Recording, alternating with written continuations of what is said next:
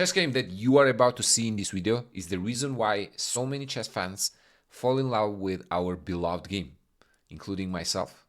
Hi everyone, I'm International Chess Master Zura and welcome back to 2025 FIDE Grand Swiss Tournament game review. Tournament that determines 2 of the 8 qualifying candidate spots, which will eventually determine who is going to play the world champion for the crown. So a lot on the stake, a lot of interesting matchups, but for this video I want to show you what I think is the fight of the tournament so far.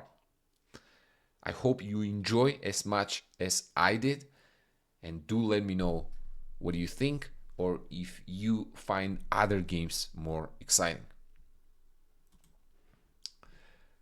Let's get to it. White player, we have Haik Martirosyan, who's been 2700 before, versus Denis Wagner, who's been mid 2650s right now, slightly underrated at lower 2600s. E4, C5.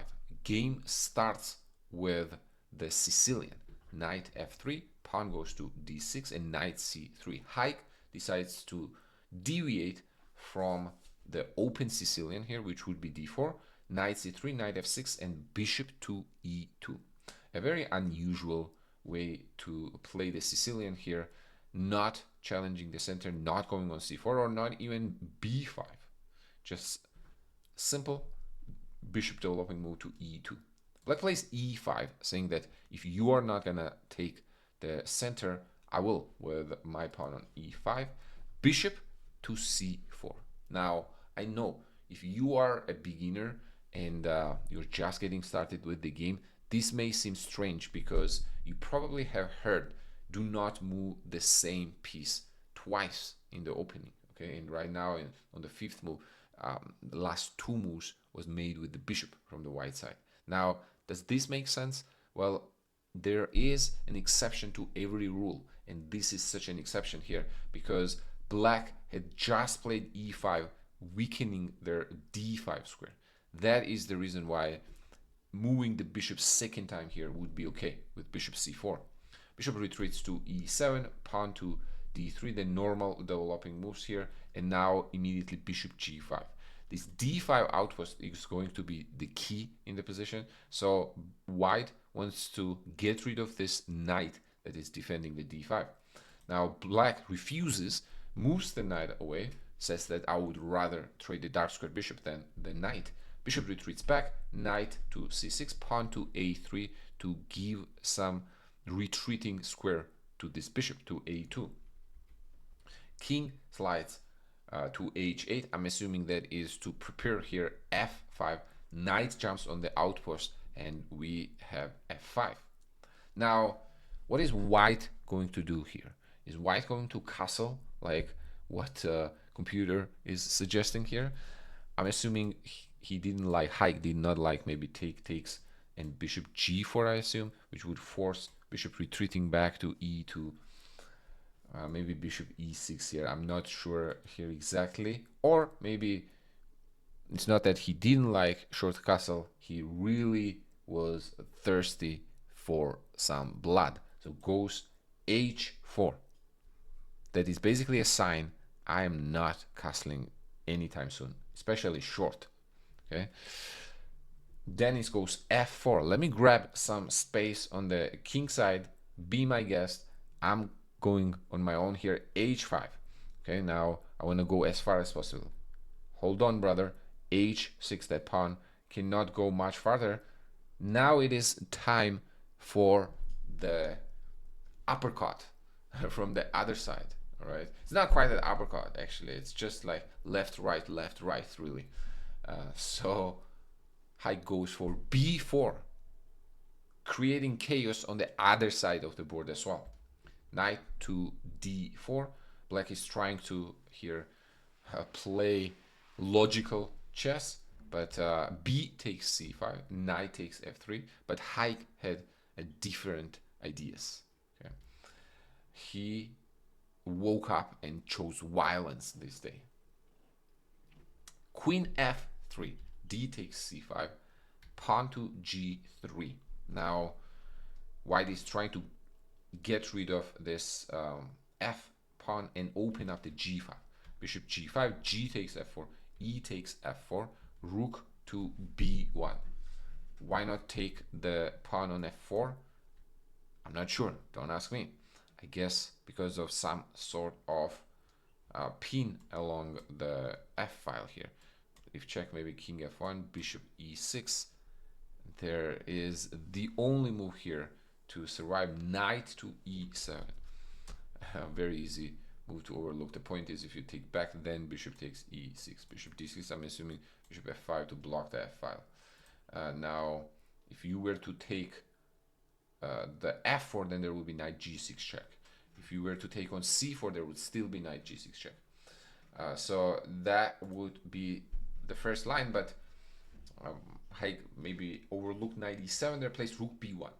Knight d6. Apparently, computer is suggesting black is taking over the initiative here now. But is that true? Rook g1. Bishop goes to e6. Pawn to a4 to not allow b4 here. Queen d7 and bishop to c3. Let's take a stock. What on earth is going on here? So there are two semi-open files for the white rooks. There are not that many semi-open files for black rooks. However, black king is in the corner, white king is in the center. It is a total mess at the moment. All right. I'm not even gonna try to break down. Break down here what the threats are. I'm assuming it might be after bishop c3, especially it might be taking on g5 and then going h6, for example. If you play something like rook e8 here, there's going to be rook g5 and h6 pinning along this diagonal. Okay, so black plays king to h7. Now a5 gaining some more space. Black brings the rook into the game, threatening some x-ray stuff on the e file. So white has to move the king on the side. Okay, if you were to go to f1, there would be bishop h3 check. King goes to d1, knight takes c4, d takes c4. Look how ugly white's pawn structure at the moment is. Okay, but this is the dynamic play that is going to matter right now. Okay, with dynamic play, white still stays on task here. Maybe they're not better, but they're not worse either, because now this knight is pretty powerful piece. This bishop is applying the pressure along the long diagonal, and the rooks are also ready to party. Okay, so rook f7. Now king slides to c1 in case the knight needs to be moved. Queen to a4. Okay, queen is hinting that I'm here too, bro. I'm on the queen side. Queen d3, pawn to f3 check. King has to go to b2, b5. Black now wants to open the queen side since the king is open there. A takes b6, rook b8. Okay, pinning the b pawn on that b5. Rook a1, queen moves back to c6. Rook to a5. A takes b6, rook b5. White improved the position of the rook. Bishop d7, other rook comes to a1. Queen goes to e6. Now bishop is attacking the rook. Rook retreats back. Queen to g4. All right.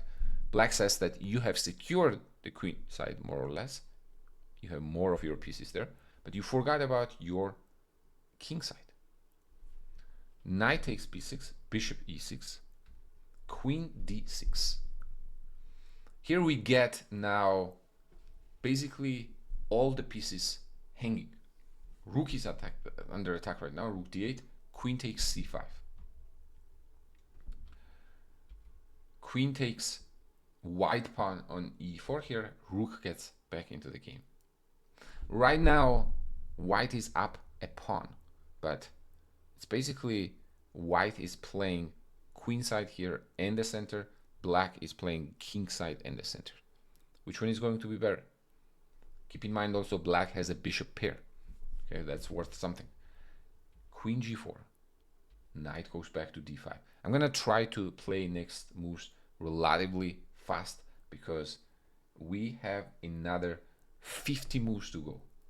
Okay, so rook c8, attacking the queen, queen d6, attacking the bishop, bishop moves away, pawn to c5.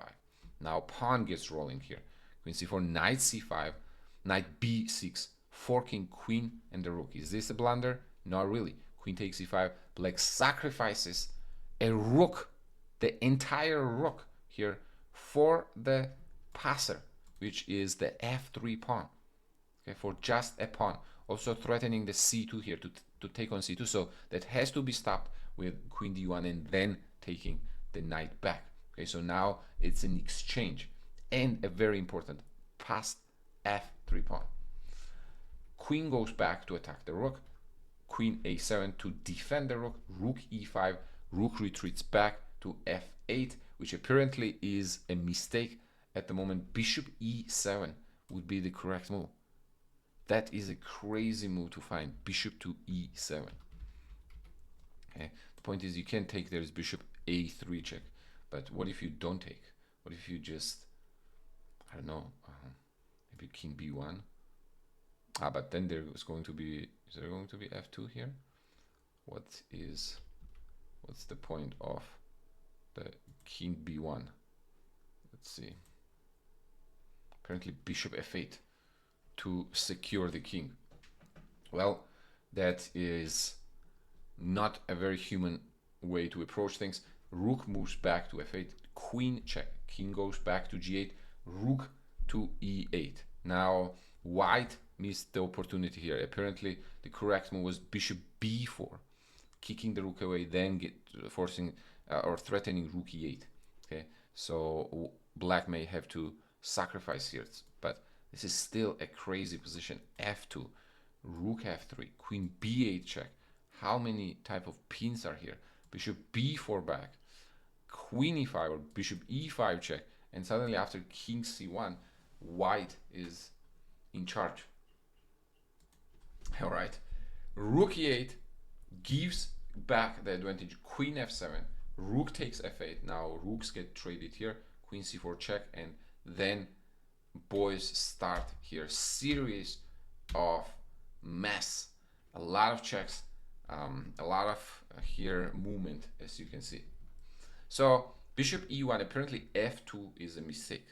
Okay, instead of f2, black would rather give a check first and only after play f2. What is the difference? Apparently the difference is after you move here, let's say it takes queen e8 check, king h7. Once you take on c8, then there's going to be bishop f6, king a2, queen a7, and this apparently is equal. Something similar actually has transpired in the game. So after f2, this got traded, check, king was on the side, repeat the move a few times here, then take the bishop, but apparently now king can run forward with a3 and b4. If you go queen a7 check, the trick is king is gonna go to b4, and eventually queen is gonna somehow try to come back and hide away from checks. King is hiding away from checks on c4 here. Imagine playing this with limited time on the clock. That would be a madness, which was the case between these two.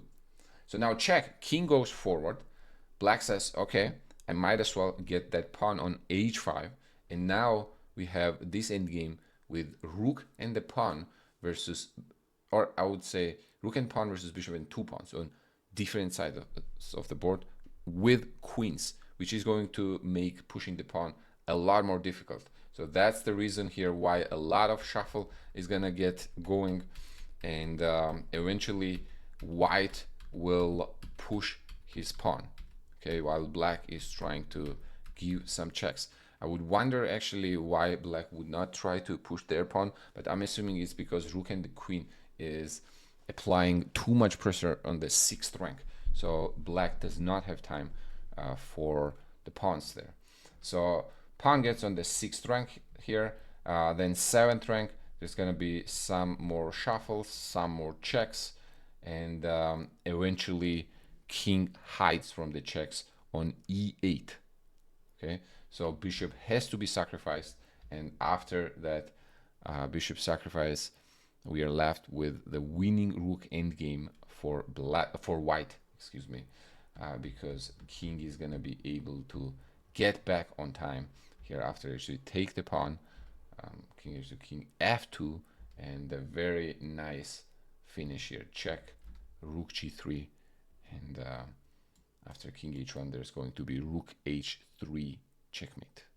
I think that this is so far the game of the tournament, or maybe fight of the tournament candidate, in my opinion.